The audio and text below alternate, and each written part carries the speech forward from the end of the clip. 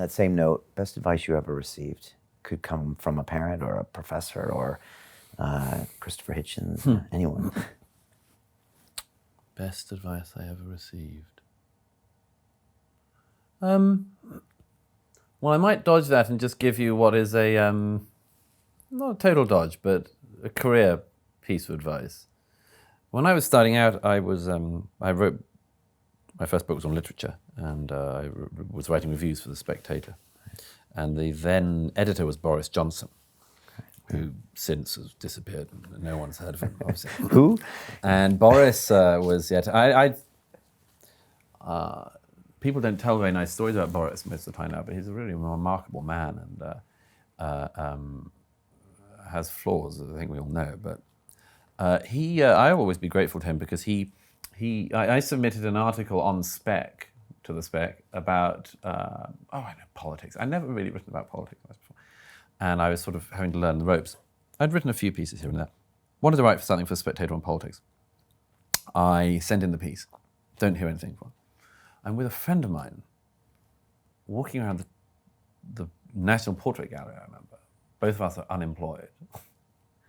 And my phone rings, and it's Boris.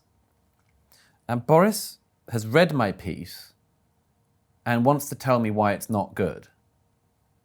And to help me to realize what's wrong with it in order that the next time I send in a piece, it'll be better. And then eventually maybe I'll get published for my piece. And he gave me just a terrific piece of advice, which I will always be grateful to him for. Because, by the way, also people are horrible about, in journalism in general, people are horrible about nurturing people. They're really bad. Like, you've got to send it in absolutely perfect first time or, and actually you need encouragement. You need to be shown what to do. Who the hell knows what they're doing as you're going through it? And I remember Boris said, now, Douglas, Boris here. He said, this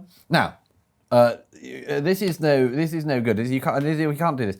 He said, the problem is, Douglas, you've written us an essay.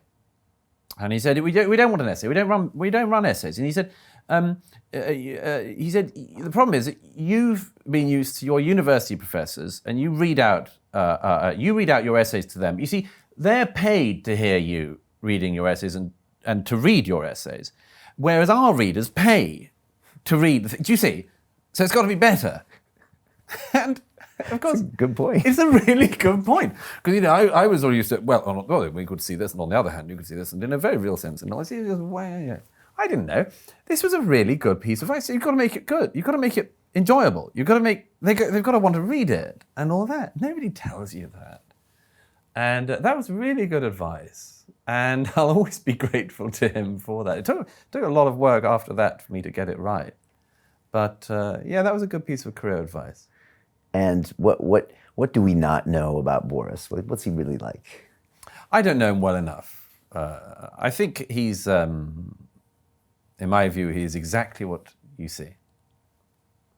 And the flaws and the virtues are all out there. And you appreciate, we all know them. And you appreciate that. Yeah, I think he's a very remarkable figure. He's the only person in politics in my adult lifetime who, maybe it's not the case now, but it used to be the case that if you mentioned his name, people felt better. That's a very unusual trait in a politician. Yeah. No one ever said, Philip Hammond. Did you? Teresa. But Boris. They liked him. I think there's still residue. There's a lot of anger about the referendum. Obviously, we've got to get over that. We've got to get over the anger. But, that's a really remarkable trait to make people feel better as a politician. Yeah, you kind of forget about that sometimes, don't you? Yeah.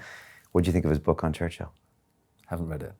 I quite liked it.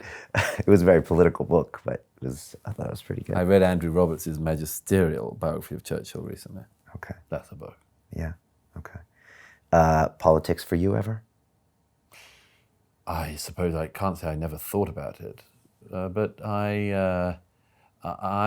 most of my life, it's not been possible to be a politician and tell the truth.